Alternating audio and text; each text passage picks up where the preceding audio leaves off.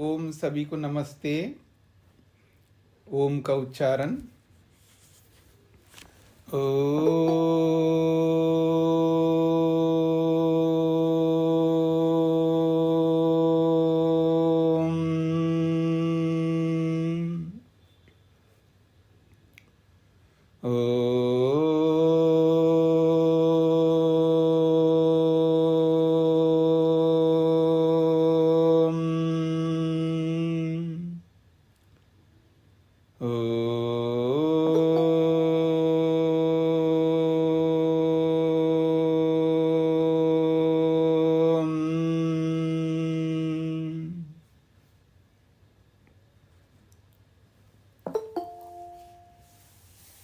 न्याय दर्शन की 240वीं कक्षा है।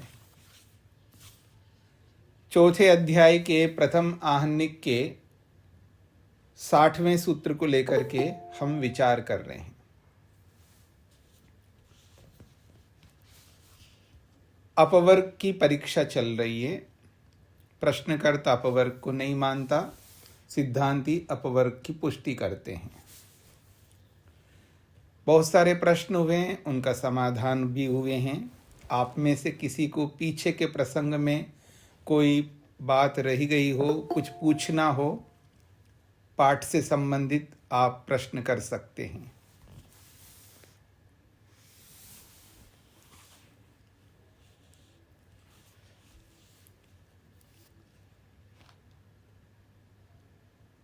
पिछले पाठ में प्रश्नकर्ता ने एक प्रश्न प्रस्तुत किया कि एक ही आश्रम होता है, वो भी गृहस्थ आश्रम, बाकी कोई आश्रम नहीं होता है। इसलिए प्रत्येक उत्पन्न हुए बालक को ये तीनों ऋण चुकाने होते हैं। ऐसा क्यों? तो उसने प्रमाण दिया, ब्राह्मण ग्रंथ गृहस्थ का ही वर्णन करते हैं।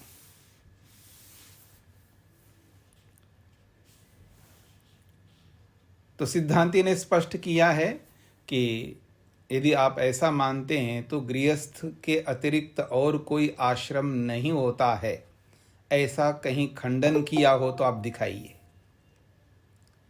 तो अब वो खंडन तो दिखा नहीं सकता वो। इसका अर्थ है कि अन्य आश्रम भी होते हैं। अब उसका प्रमाण दिया जा रहा है। यद्यपि ब्राह्मण ग्रंथों में गृहस्थ आश्रम को लेकर के ही मुख्य रूप से वर्णन किया है, जैसा कि कल हमने पढ़ा है, लेकिन गौण रूप से अन्य आश्रम की चर्चा भी ब्राह्मण ग्रंथ करते हैं।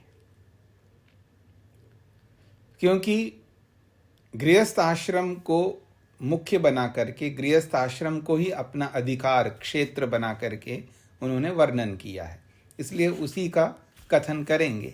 जैसे अन्य शास्त्रों ने अलग अलग अधिकार में अलग अलग क्षेत्रों को अपना करके उनकी व्याख्या की है।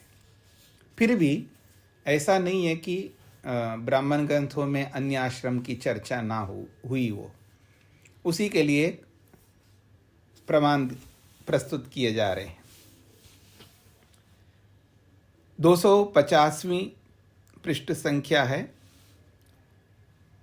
दूसरा अनुच्छेद है, ऋग ब्राह्मणम च अपवर्ग अभिधायी अभिधीयते। ऋग ब्राह्मणम, ऋग का मतलब यहाँ ऋचा है। ऋग का मतलब यहाँ पर ऋग्वेद है ऐसा नहीं है। ऋग का अर्थ होता है ऋचा है। ऋचा का मतलब होता है मंत्र, और वो ऋचाएं मंत्र जो है वो वेद मंत्र भी हो सकते हैं, और जो वेद के अतिरिक्त ब्राह्मण ग्रंथ हैं उनको भी मंत्र बोला जाता है। तो ऋचाएं जो है मुख्य रूप से तो वेद मंत्रों को, 4 वेद संहिताओं को ही ऋचा के रूप में, ऋचाएं मंत्रों के रूप में बोला जाता है। गौण रूप से अन्यों को भी ऋचाएं मंत्र ऐसा बोला जाता है। तो यहाँ पर ऋचाएं वेद मंत्र और ब्राह्मण दोनों को अलग पढ़ा है। तो दोनों को ग्रहण कर रहे हैं कि ऋचाएं भी हैं और ब्राह्मण भी हैं, अथवा एक ही वचन में हम लेंगे जाति में तो ऋक है और ब्राह्मण भी है, ऋचा भी है और ब्राह्मण भी है, जो कि अपवर्ग अभिधायी, अपवर्ग को लेकर के कहते हैं। अभिधायी कहते हैं कहने वाले या कहने वाला।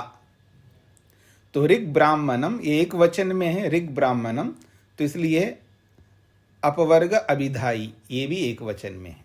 ऋग और ब्राह्मण, ऋग ब्राह्मण अपवर्ग को कहने वाला होता है, इसलिए अभिधीयते, और उस को कथन भी करता है, विधान भी करता है। यानी ये किसके बारे में कहा जा रहा है? अन्य आश्रम के बारे में। तो ऋग ब्राह्मण, ऋचा और ब्राह्मण ग्रंथ अपवर्ग को प्राप्त करने के लिए अभिधीयते विधान करता है। तो अपवर्ग को प्राप्त करने के लिए जब विधान करता है तो वो गृहस्थ आश्रम से अलग आश्रम होना चाहिए, क्योंकि गृहस्थ आश्रम के तो अलग कर्तव्य हैं। गृहस्थ आश्रम के उन कर्तव्यों को करते हुए अपवर्ग को प्राप्त नहीं किया जाता है, ये भी याद रखना। गृहस्थ के वो जो 3 ऋणों वाले कर्तव्यों को पूरा करते हैं तो वो अपवर्ग को नहीं दिलाते, वो स्वर्ग को दिलाते हैं। तो इसलिए उस आश्रम से अतिरिक्त आश्रम होगा जो अपवर्ग को दिलाने वाला है। इसलिए कह रहे हैं ऋग ब्राह्मण अपवर्ग को कहने वाला भी है और अभिधीयते उसका विधान भी करता है। ऋचश्च, इसी को खोल के समझा रहे हैं, ऋचश्च ब्राह्मणानि च अपवर्ग अभिधायिनी भवन्ति। ऋचाएं और ब्राह्मण ग्रंथ ये अपवर्ग अभिवादिनी, अपवर्ग को कहने वाले, यहाँ पर बहुवचन में दिखाया है। तो ऋचाएं और ब्राह्मण ग्रंथ जो है अपवर्ग को कहने वाले होते हैं, यानी अपवर्ग का कथन करते हैं। ऋचश्च तावत, पहले ऋचाओं को लेकर के स्पष्ट कर रहे हैं। अब यहाँ ऋचाएं कुछ ब्राह्मण ग्रंथों के भी दिए हैं और वेद मंत्र का, एक ऋचा वेद मंत्र की है और बाकी ब्राह्मण ग्रंथ के हैं। इनको भी ऋचा के रूप में प्रस्तुत करते हैं। अब देखिएगा, कर्मभिः मृत्युम ऋषयो निषेधु, कर्मभिर् मृत्युम ऋषयो निषेधुः, प्रजावन्तो द्रविणमिच्छमानाः, अथापरे ऋषयो मनीषिणः परम कर्मभ्यो मृतत्वमानशुः। इसको अलग करेंगे तो कर्मभिः मृत्युम ऋषयः निषेधुः, प्रजावन्तः द्रविणम् इच्छमानाः। यहाँ पर तो द्रविणम नहीं है, द्रविणमिच्छमाना, यहाँ पर 2 मकार छूट गए, द्रविणमिच्छमाना, मी छूट गया।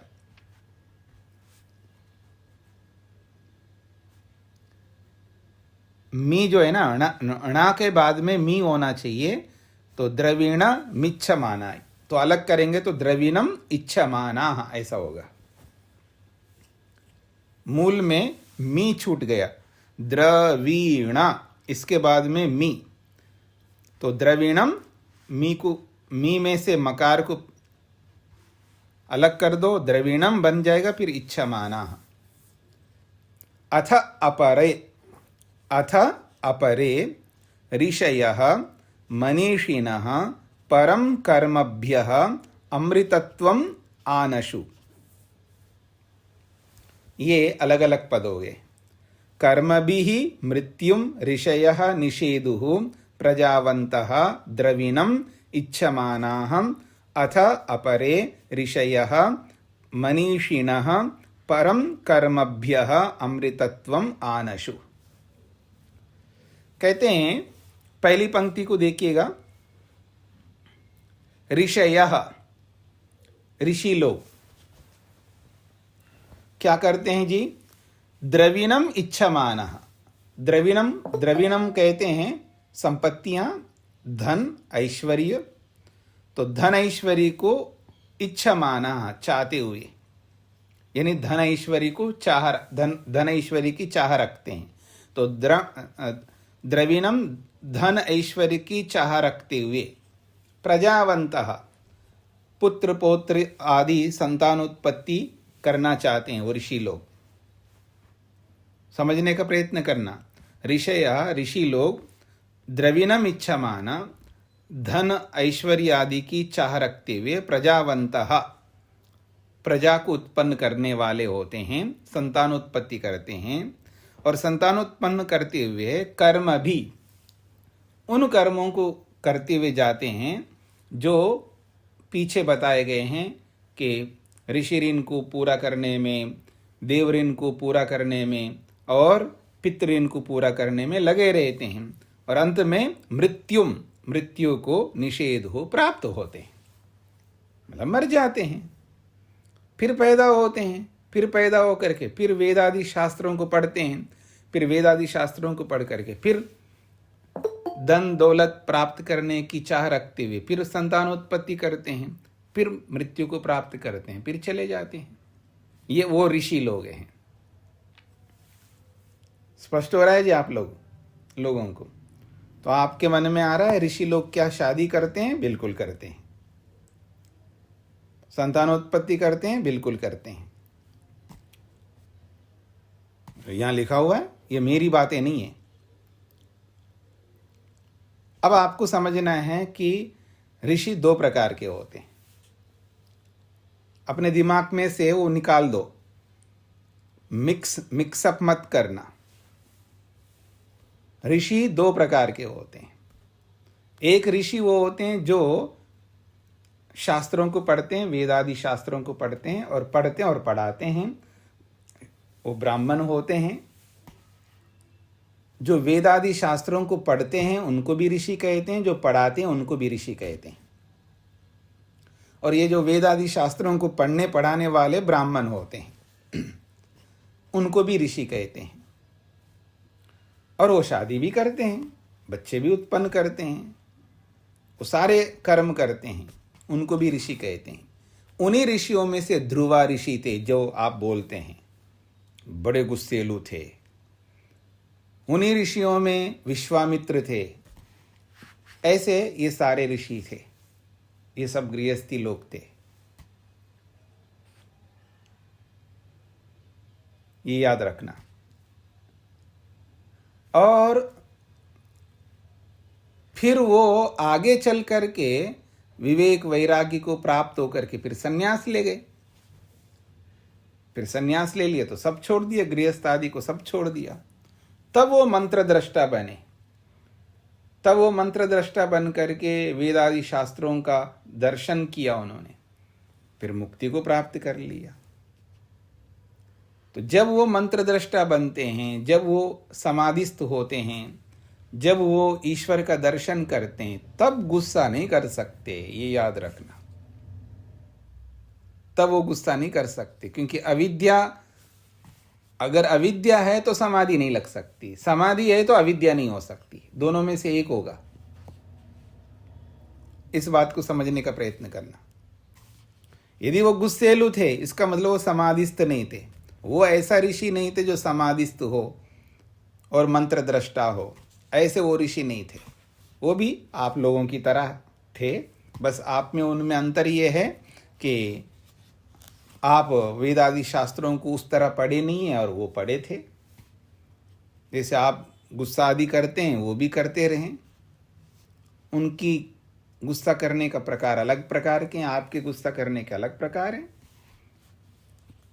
इंजीनियर भी गुस्सा करता है, उसका गुस्सा अलग प्रकार का होता है। डॉक्टर भी गुस्सा करता है, उसका गुस्सा अलग प्रकार का होता है। अध्यापक होता है, उसका गुस्सा अलग प्रकार का होता है। सब प्रकार के लोग होते हैं, सब प्रकार के लोग अलग अलग गुस्सा करते हैं। तो वो लोग भी गुस्सा करते थे।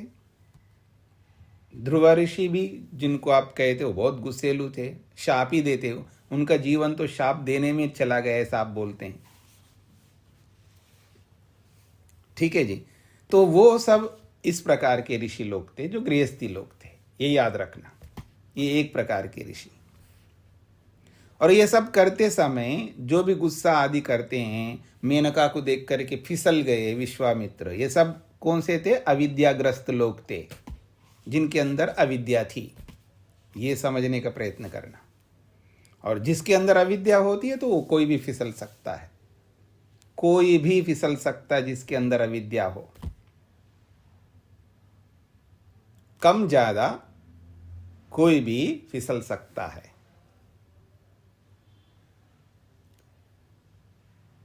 आपको समझ में आता है जी ये सारी बातें? ऋषि दयानंद की जीवनी पढ़ी है आप लोगों ने? जब वो शुरू में कभी ब्रह्म समाज को स्वीकार कर लिया, कभी वैष्णव समाज को स्वीकार कर लिया, कभी शैव समाज को स्वीकार कर लिया, ऐसे करते गए। और अंत में जब स्वामी विरजानंद जी के पास गए तब सब समझ में आ गया, सब छोड़ दिया उन्होंने। स्पष्ट हो रहा है आप लोगों को? तो विद्या जब कम होती है तब व्यक्ति कुछ भी कर सकता है, और जब पूर्ण विद्या हो जाती है तब तत्वज्ञान हो जाता है, तब वैराग्य उत्पन्न होता है, तब व्यक्ति यथार्थ में आता है, तब गुस्सा आदि नहीं कर सकता।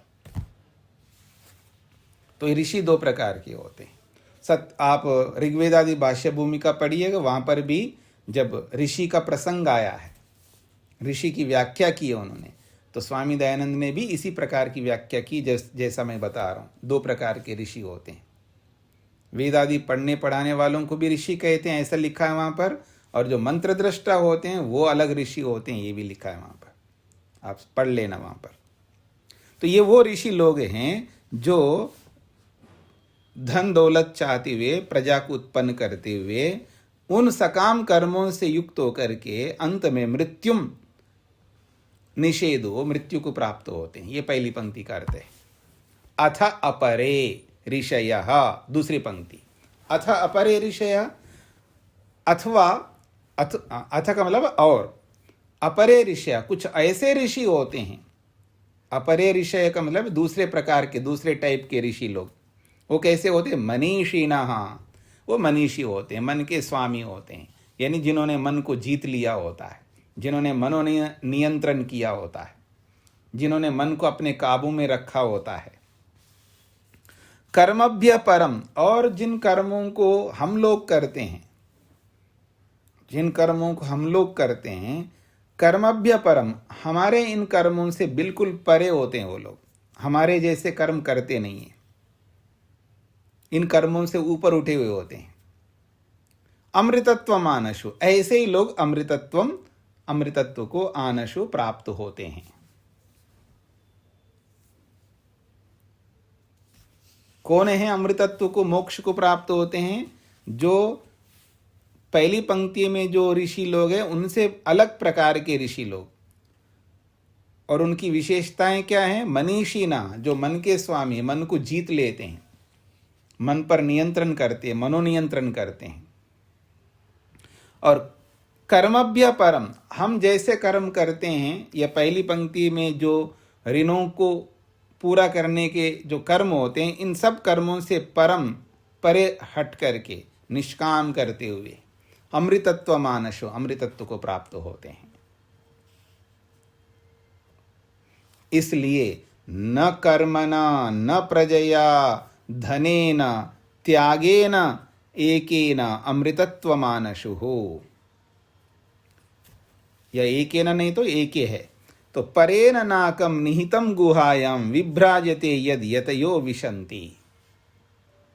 दूसरा मंत्र, दूसरी ऋचा मैं पढ़ रहा हूं। न कर्मणा न प्रजया धनेन त्यागेन एके अमृतत्वम आनशुः, परेन नाकम निहितम गुहायाम विभ्राजते यद यतयः विशन्ति।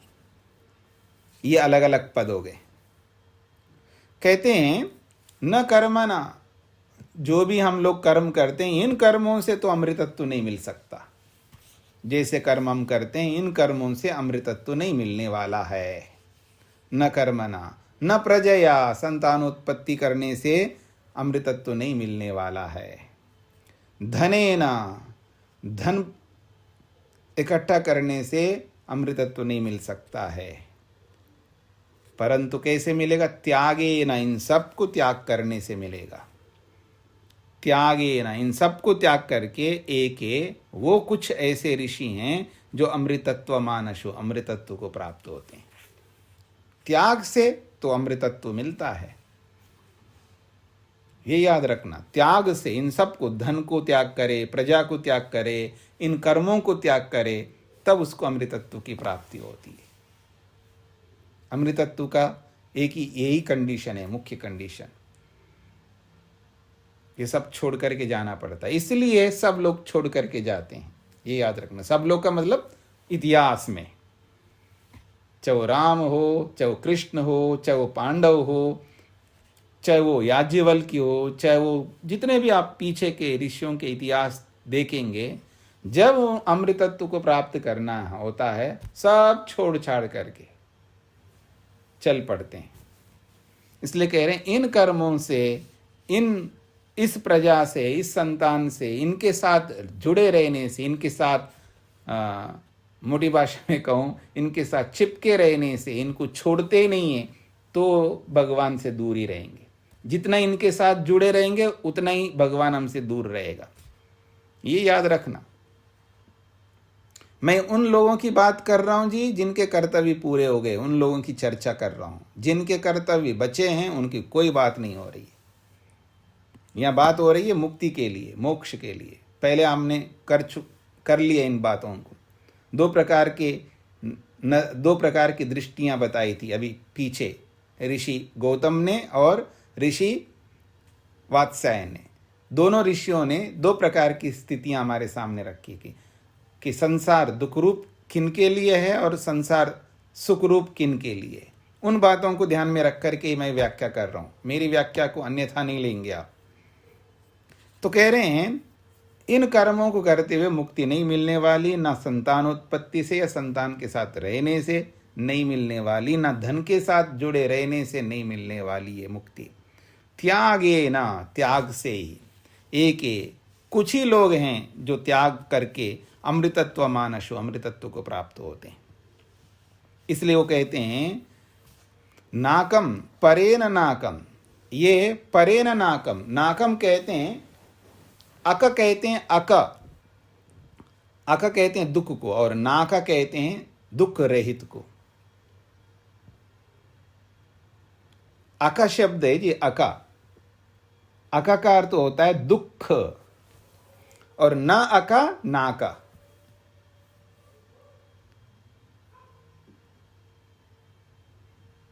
तो वो नकार जो है ना का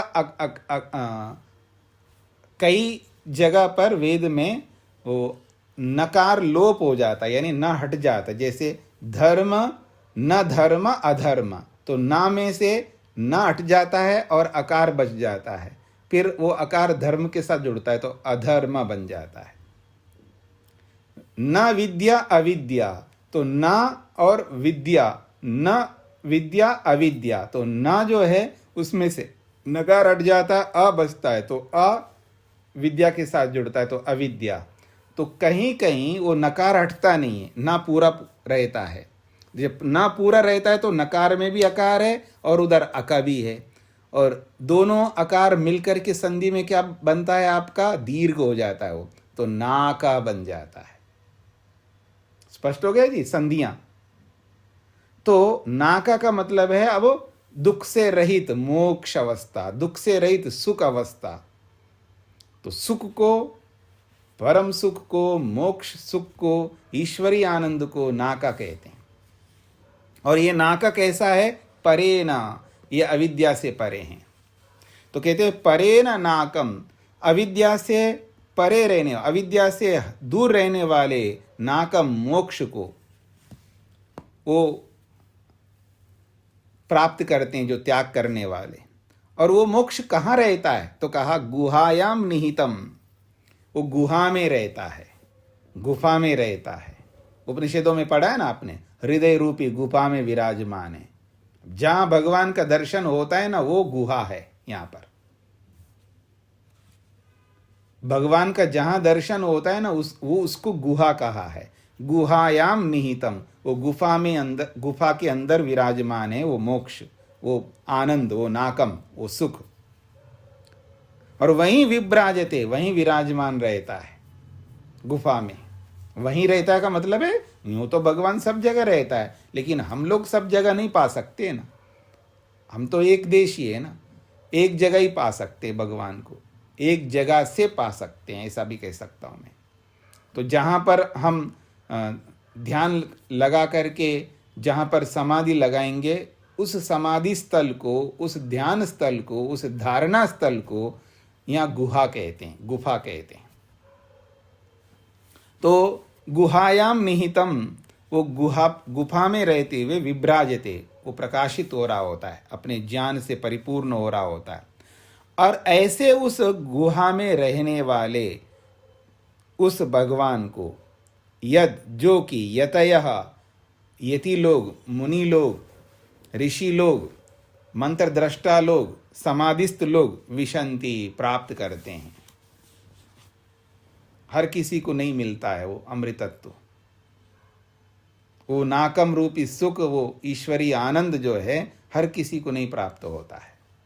ये उनको प्राप्त होता है जो इन कर्मों में नहीं फंसते, इस प्रजा में नहीं फंसते, इस धन में नहीं फंसते। इन सब को त्याग करके जब चल पड़ते हैं यति बन करके, उनको ये नाकम रूपी अमृतत्व प्राप्त होता है। स्पष्ट हो गया जी? तो ये हो गए जी ब्राह्मणों की ऋचा है।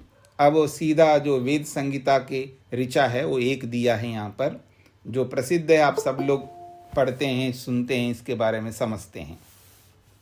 तो कहा जा रहा है वेदाहमेतं पुरुषं महान्तम् आदित्यवर्णं तमसः परस्तात् तमेव विदित्वाति मृत्युमेति नान्यः पंथा विद्यते यनाय। देखिए, वेदाहमेतं पुरुषं महान्तमादित्यवर्णं तमसः परस्तात् तमेव विदित्वाति मृत्युमेति नान्यः पंथा विद्यते यनाय। ये मिला करके बोल दिया मैंने। अब इसको अलग करेंगे तो वेद अहम एतम पुरुषम, वेद अहम एतम पुरुषम महांतम आदित्यवर्णम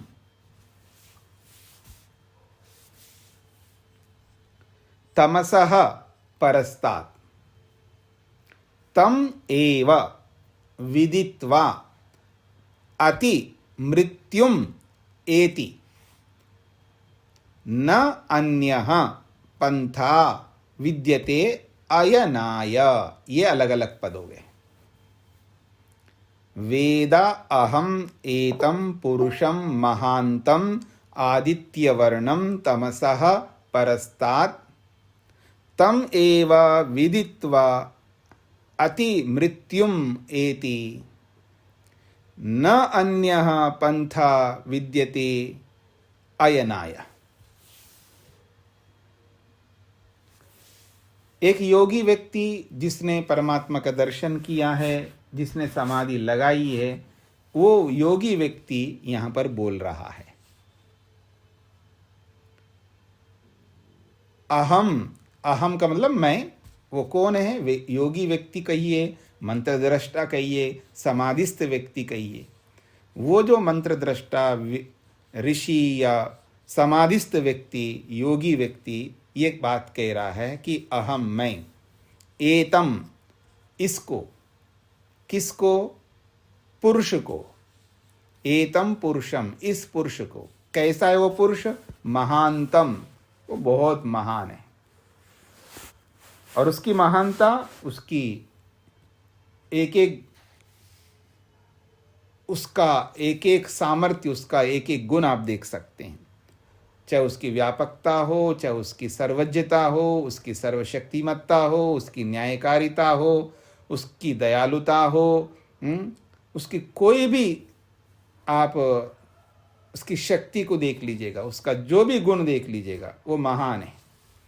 तो अहम एतम पुरुषम, इस पुरुष को जो कि महानतम, बहुत महान है, सारे गुण उसके महान हैं। फिर कैसा है वो उदाहरण देके समझा रहे हैं। उसकी महानता ऐसी महानता है, आदित्य वर्णम, मानो वो सूर्य के समान है। आदित्य यहाँ पर उपमा है, मानो कि वो आदित्य वर्णम, आदित्य के समान है। ये जो उपमाएं होती हैं वो दो प्रकार की होती हैं। परमात्मा को समझाने के लिए सूर्य की उपमा दी जा रही है। इसका मतलब होगा जिसकी उपमा दी जाती है वो बड़ा होता है, याद रखना। जिसको समझाने के लिए जिसकी उपमा दी जाती है उसकी महत्ता बड़ी होती है, तो वो महान होता है। पर यहाँ सूर्य परमात्मा से थोड़ा महान होगा। लेकिन क्या कह रहे हैं कि भगवान को समझाने के लिए जिसको भी उपमा के रूप में रखोगे वो बड़ा हो नहीं सकता भगवान से। उस भगवान ही सबसे बड़ा है। अब उसको समझाने के लिए किसी और बड़े को ला नहीं सकते, कोई है ही नहीं है। फिर भी हमें ना चाहते हुए भी किसी ना किसी को रखना पड़ता है। इसको हीनोपमा कहते हैं। हीनोपमा का मतलब होता है कोई बात नहीं है जी, जो भी कुछ तो है ना उसके अंदर, उसी को लेके समझा देते हैं। कुछ तो है उसमें, कुछ तो अच्छा ही है ना, उसी को लेकर के समझाते हैं।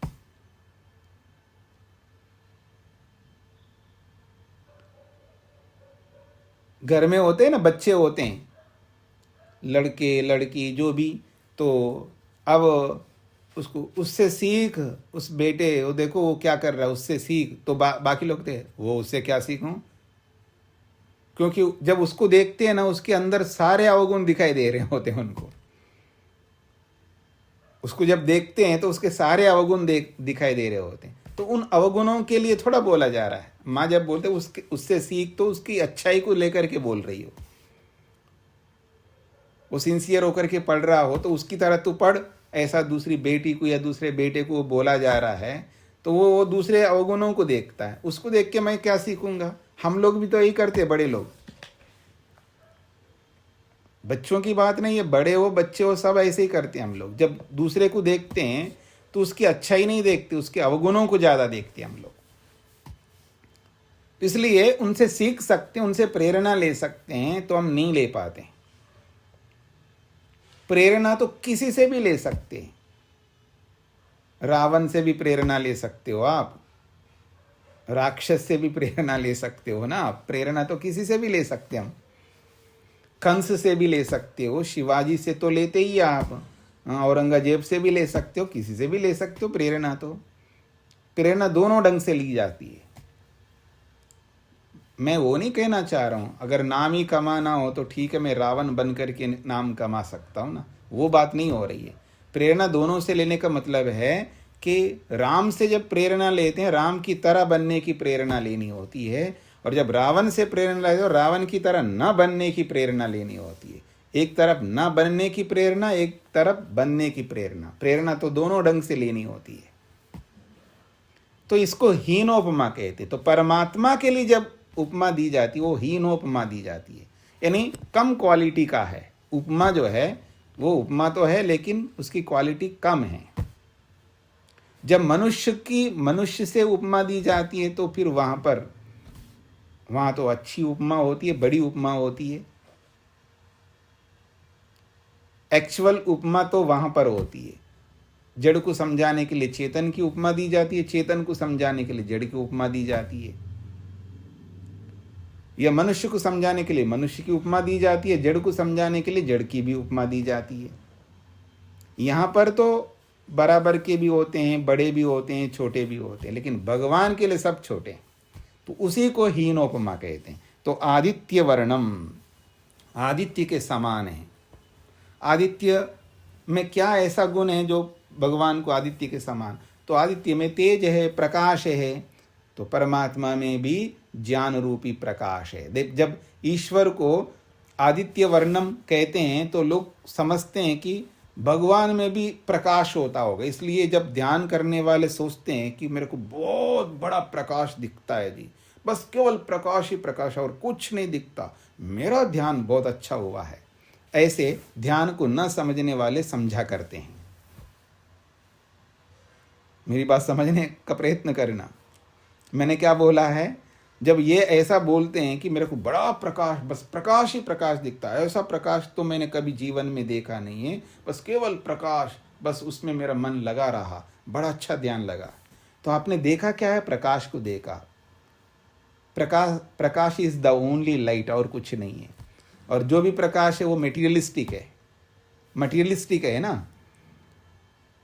तो भगवान में ऐसा रूप नहीं होता है, याद रखना। फिर ऐसे रूप को क्यों देखना है? ऐसे रूप को देखना हो तो आजकल वो रात में भी क्रिकेट वो खेलने के लिए रखते हैं ना, बड़े बड़े ऐसे प्रकाश पुंज लगाते हैं, तो उसको देखो ना आप। वो आपके लिए उससे भी बड़े बड़े लगा देते हैं, उससे क्या होगा? कोई मतलब नहीं ऐसे प्रकाश को देखना। हमें कोई रूप नहीं देखना है, आंख बंद करके नहीं देखना, आंख खोल करके भी नहीं देखना। इससे तो हमारी तृप्ति नहीं होने वाली, इससे ना हमारा प्रयोजन की पूर्ति होगी। हमें तो ईश्वर को देखना है। पर वो आंखों से क्यों देखें? हम आत्मा से देखेंगे ना। देखने का मतलब समझना होता है। पहले देखने का मतलब है अनुभव करना। जो वस्तु जैसी है वैसा ही अनुभव करना है। वो अनुभूति, वो अनुभव, वो एहसास, वो ही देखना है। रूप को रूप के रूप में अनुभव करना है, रस को रस के रूप में अनुभव करना है, और आनंद को आनंद के रूप में अनुभव करना, ये भी तो देखना है।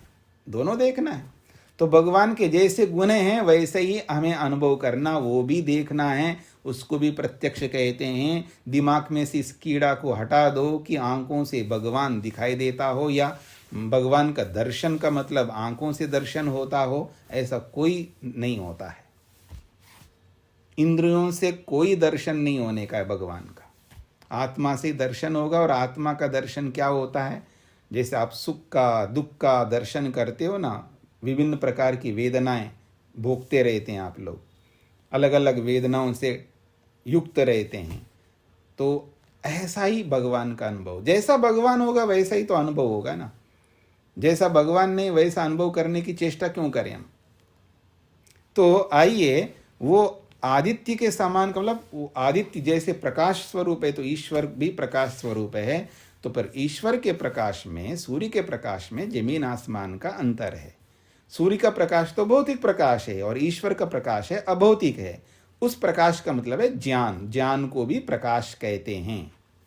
ईश्वर प्रकाश स्वरूप है, इसका मतलब है ईश्वर ज्ञान स्वरूप है। ज्ञान को प्रकाश शब्द से बोला जाता है, ये समझना है। और तमसा परस्ता, तो तमस से, अंधकार से परे हैं। ऐसे जो पुरुष है, ऐसे महान पुरुष है, आदित्य सूर्य के समान प्रकाश ज्ञान स्वरूप है, अंधकार से परे हैं। ऐसे पुरुष को अहम, मैं वेदा जानता हूं, उसको मैं देख रहा हूं। ये योगी कह रहा है। अहम वेदा, वेद का मतलब है जानता हूं, अनुभव करता हूं, प्रत्यक्ष करता हूं। किसको? एतम पुरुषम, इस पुरुष को।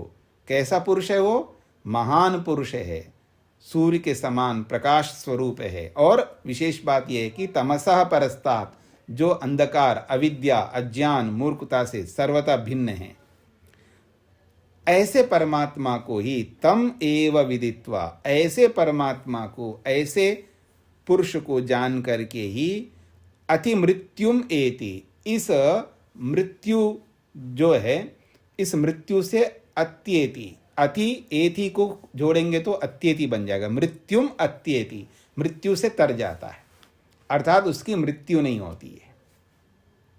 उसकी मृत्यु नहीं होती है तो इसको भी समझ लेना, अमर हो गया जी, मृत्यु नहीं होती है। मृत्यु को जीत लिया है, वो मृत्युंजय बन गया, इसका मतलब भी समझ लीजिएगा।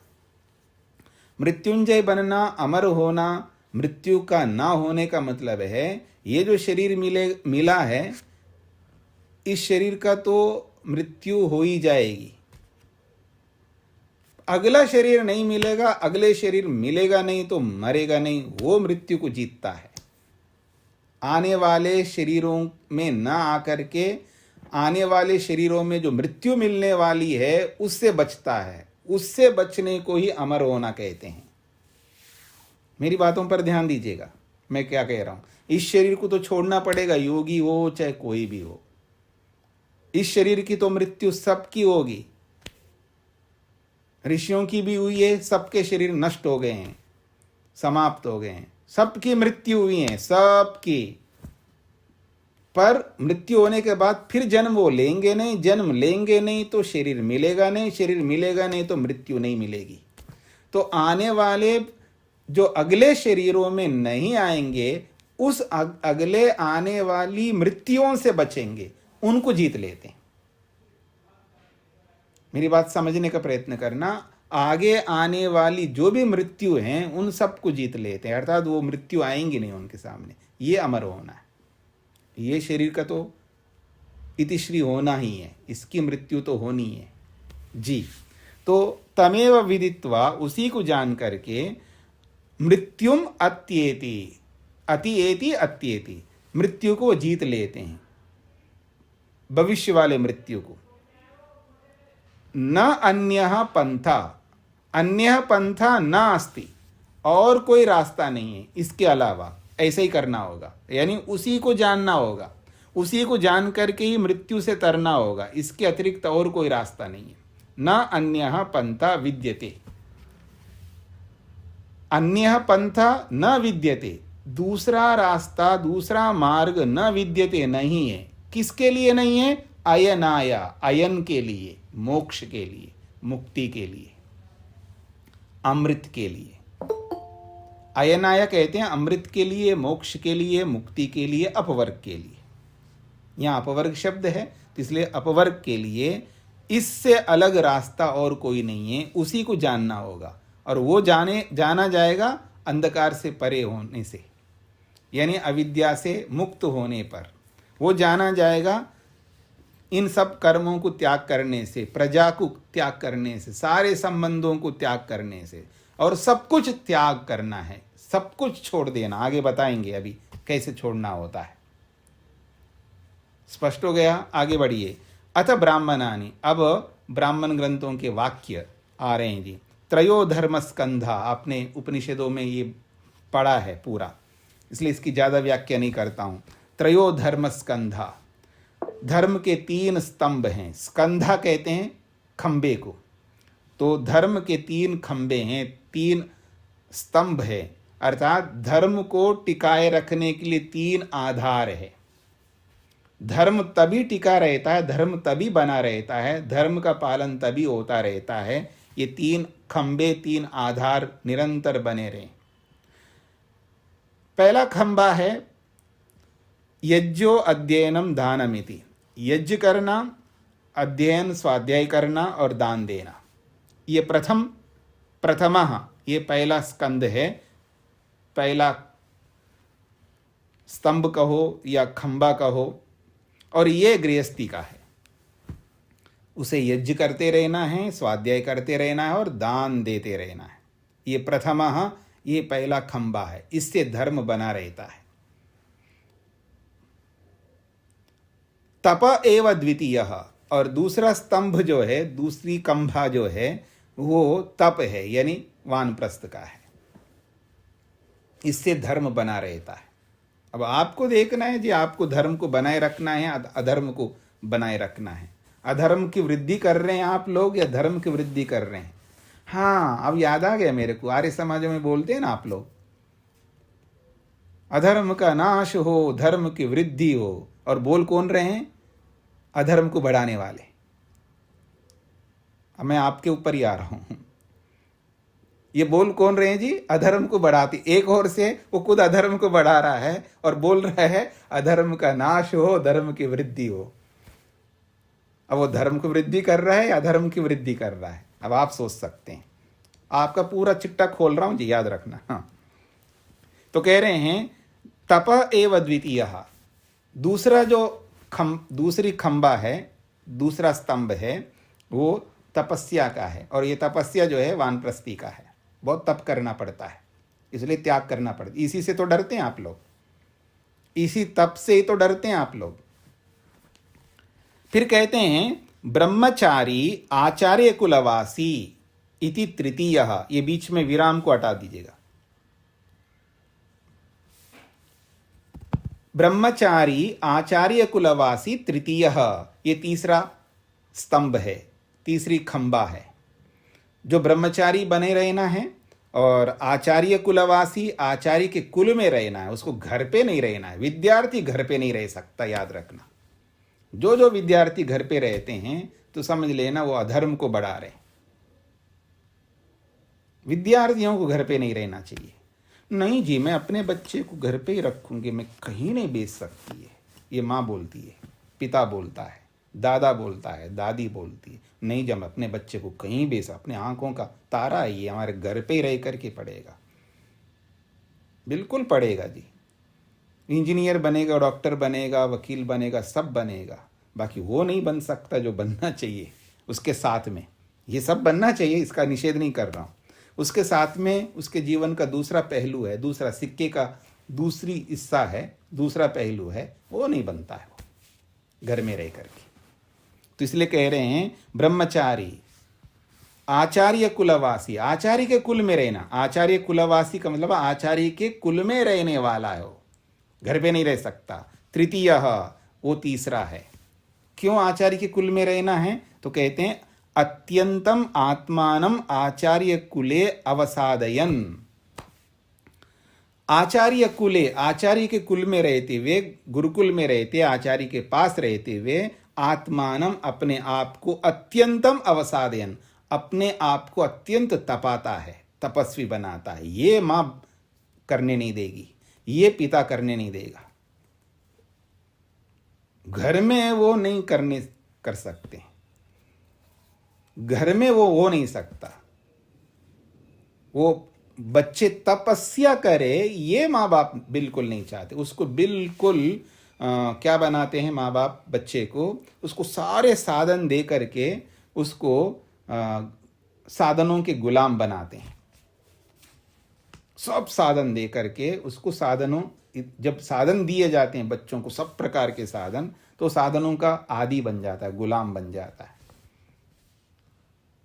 इसलिए उसके जीवन में अधैर्य, अशांति, अनेकाग्रता, चिड़चिड़ापन, वो ये उसका एक पक्ष, विद्या का पक्ष तो बहुत मजबूत होता है, क्योंकि उसके पीछे पढ़ पढ़ करके पढ़ाते हैं, वो उसको छोड़ते नहीं हैं।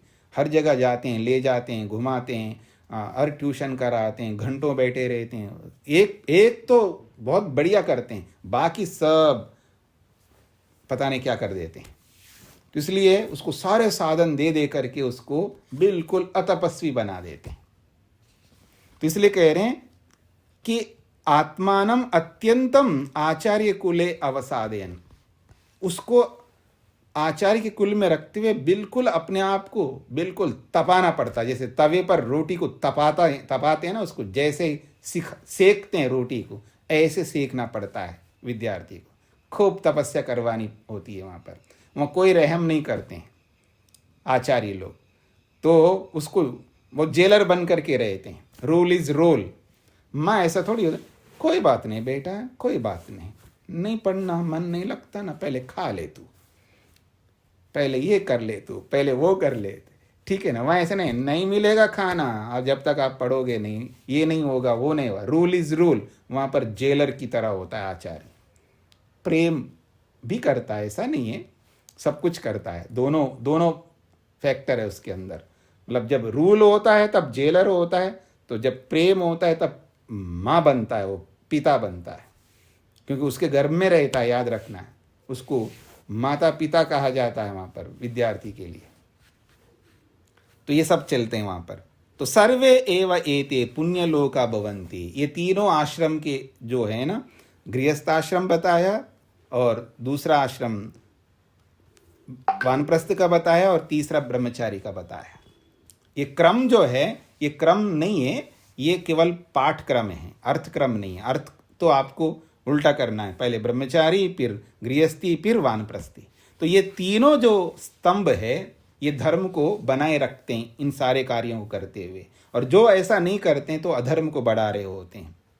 सर्वे एव एते पुण्यलोका भवन्ति, सब के सब ये तीनों पुण्यलोक को प्राप्त होते हैं, स्वर्ग को प्राप्त होते हैं। परंतु जो चौथा आश्रम है ब्रह्म संस्था, जो ब्रह्म संस्था का मतलब ब्रह्म में विराजमान होने वाला, जो ब्रह्म में विराजमान होता है, ब्रह्म में रहता है, सन्यासी को ब्रह्म संस्था कहते हैं। तो जो सन्यासी होता है वो अमृतत्व में थी, वो अमृतत्व को, मोक्ष को प्राप्त होता है। इसलिए सन्यास बनना पड़ता है व्यक्ति को। ऐसा इसलिए बोला जाता है कि सन्यासी मुक्ति को पा सकता है और कोई नहीं पा सकता है। कुछ लोग ऐसा कहते हैं कि केवल सन्यासी प्राप्त करता है, तो उसके सन्यासी बोलते हैं तो लाल कपड़े, दाढ़ी और पगड़ी और पता नहीं उनके साथ जोड़ देते हैं, चिन्हों के साथ जोड़ते हैं लोग। चिन्ह सन्यासी नहीं है, याद रखना।